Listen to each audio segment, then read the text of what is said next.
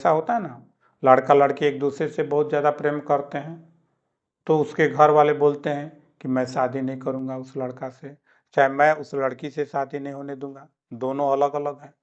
और लड़का कह रहा है कि मैं जब भी शादी करूँगा तो उसी लड़की से करूँगा।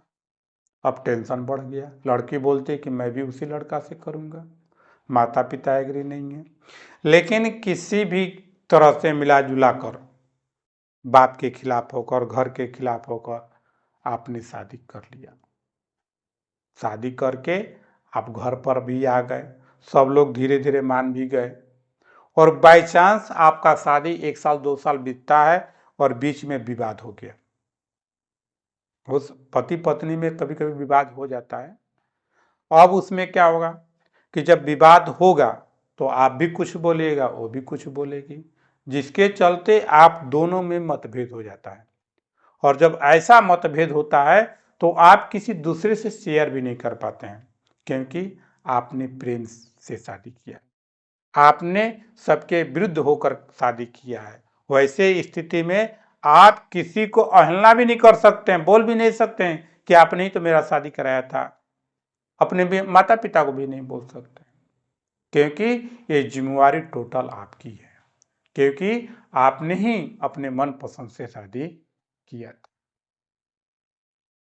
कष्ट किसको सहना पड़ रहा है? आपको।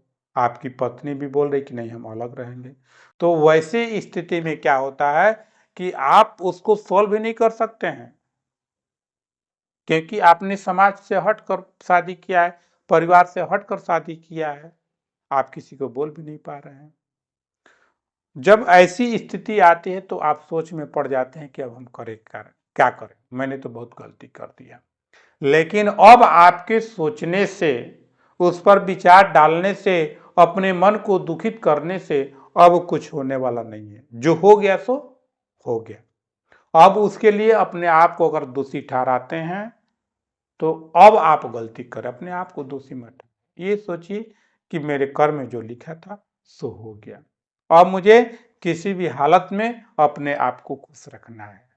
यही आपकी जिंदगी का सबसे बड़ा अहमियत रह जाएगा।